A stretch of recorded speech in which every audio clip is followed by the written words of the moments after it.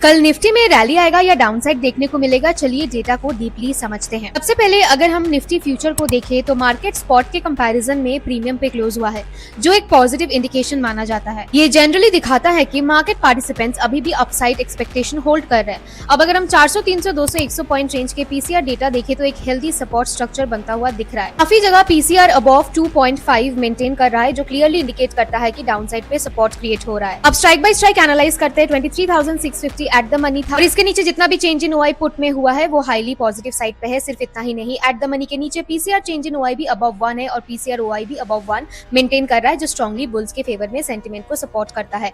इसका मतलब डाउनसाइड पे बायर्स एक्टिव है और सपोर्ट वीक नहीं लग रहा है। अब सबसे इंटरेस्टिंग लेवल आता है 23,700। यहाँ हाईएस्ट कॉल ओआई होने के बाद भी अगर आप देखो तो पीसीआर चेंज इन ओआई लगभग 2 के अराउंड है। इसका सिंपल मतलब यह है कि कॉल राइटिंग्स के साथ साथ पुट एडिशन भी अग्रेसिवली हो रहा है, यानी मार्केट इस लेवल को ब्लाइंडली रेजिस्टेंस की तरह ट्रीट नहीं कर रहा है।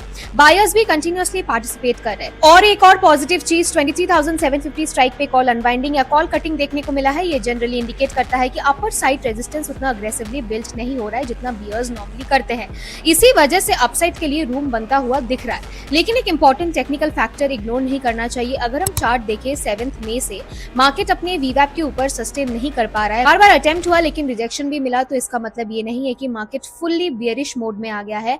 As of now market buy on dips वाला स्ट्रक्चर लग रहा है, बट विद कंडीशंस। जब तक 23,500 के नीचे गैप डाउन ओपनिंग नहीं होता तब तक बुलिश बायर्स इंटैक्ट रह सकता है। अगर मार्केट 23,500 के नीचे गैप डाउन ओपन करता है तो पूरा सिनेरियो फ्लिप हो सकता है और डाउनसाइड प्रेशर देखने को मिल सकता है। इसीलिए मार्केट में प्रोबेबिलिटी नहीं होता है, गारंटी नहीं होता है, रिस्क मैनेजमेंट जरूर फॉलो करें।